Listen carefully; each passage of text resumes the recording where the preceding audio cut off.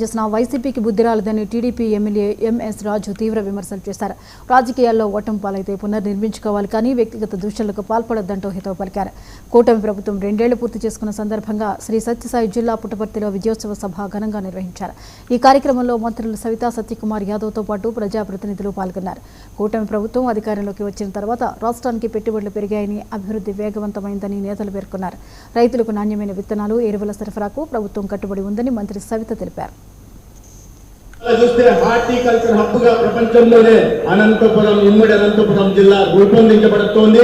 రాబోయే రోజుల్లో 1,00,000 కోట్ల దీంతో రాయలసీమ హార్టికల్చర్ హబ్ గా కూడా ఇవాళ ప్రపంచంలోనే ఫార్మసీకి Indian pharmacy of the world అంటారు. రాబోయే రోజుల్లో అనంతపురం జిల్లాని హార్టికల్చర్ ఆఫ్ ది వరల్డ్ అనే పరిస్థితి.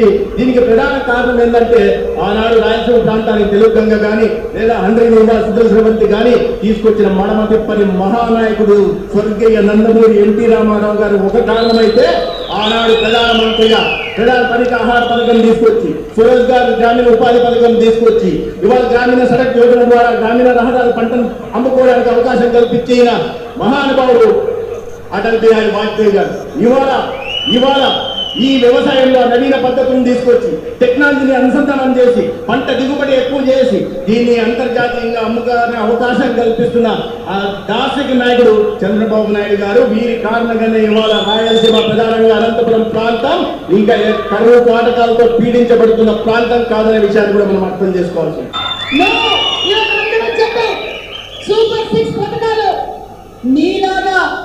పెన్షన్ ఇవ్వడానికి మాకు 5 సంవత్సరాలు పట్టలేదు. 200 పెన్షన్ 1000 రూపాయలు చేసింది మా చంద్రన్న. 2,000 రూపాయల పెన్షన్ 2,000 చేసింది మా చంద్రన్న. మరి నువ్వు 3,000 పెన్షన్ ఇస్తానని చెప్పి 5 సంవత్సరాలు మరి పెన్షన్దారులకు వెన్నుపోటు పడిచింది నువ్వు కాదా జగన్ రెడ్డి? అడుగుతున్నా.